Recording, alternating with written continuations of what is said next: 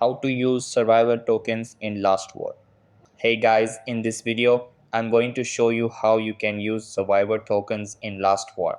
So make sure to watch this video till the end and let's get started. So in order to use survivor tokens in Last War, you have to follow these steps. Step 1. At the start of the game, you get survivor tokens, but you don't own them yet.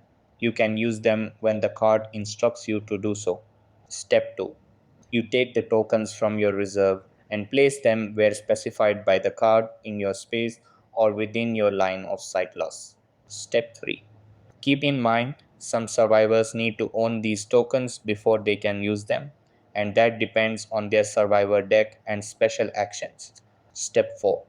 Use the tokens based on the instructions given on the survivor cards. So that's how you can use survivor tokens in Last War. That's all for this video.